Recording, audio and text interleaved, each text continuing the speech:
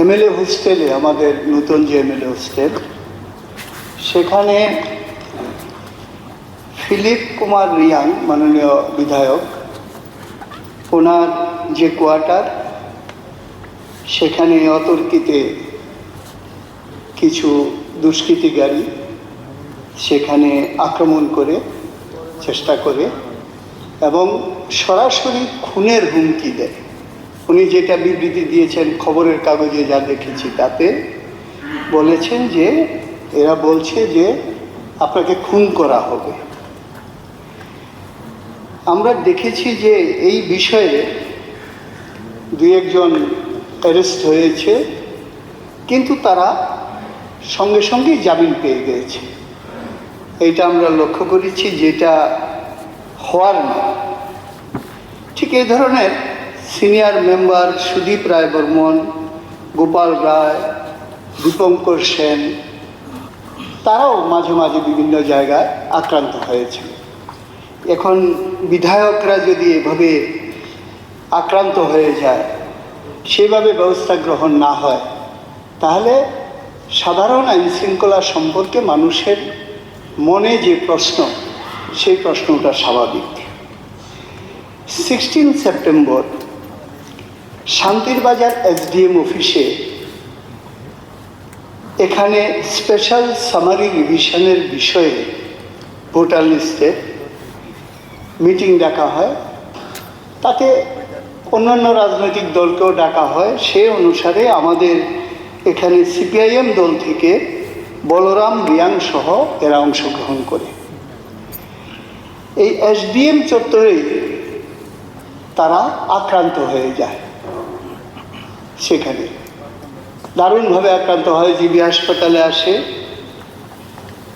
সেই ধরনের কোনো ব্যবস্থা আমরা সেখানে লক্ষ্য করিনি এবং মনে হচ্ছে যে ভোটার লিস্টের যে সামারি রিভিশন হবে, তাতে এটা এক পক্ষই দেখবে, অন্যরা যাতে অংশগ্রহণ না করে প্রথম থেকে সেই ধরনের একটা থ্রেট করা হচ্ছে, সেটা আমরা লক্ষ্য করেছি।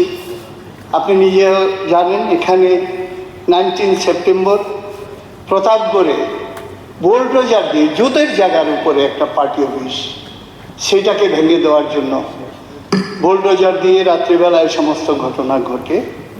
আর ফোর্থ হলো 18 তারিখ রাতে 19 তারিখ ভোরবেলা উদয়পুরের মির্জাতে অঞ্জলি সরকার, একজন মহিলা, তাকে আগুন দিয়ে পুড়িয়ে মারা হয়েছে, এটা পাওয়া গেছে।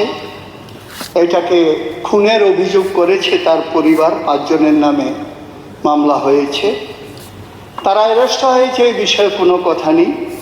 কিন্তু মাননীয় মুখ্যমন্ত্রীকে আবেদন থাকবে যে মামলা যাতে প্রভাবিত না হয়, আইন যাতে নিজের মতো করে চলে। কারণ এখানে ওই কেন্দ্রের যিনি বিধায়ক, ওনার আমরা সামাজিক মাধ্যমে ওনার যে বিবৃতি, সেইটা আমরা শুনেছি, তাতে মামলা অন্যদিকে ঘুরে যেতে পারে। উনি একদিকে বলেছেন যে নির্দোষ আমার ভাইপো, আরেকদিকে বলেছেন তাদের স্বামী স্ত্রীর ব্যাপার, এগুলি পুলিশের ইনভেস্টিগেশনের বিষয়।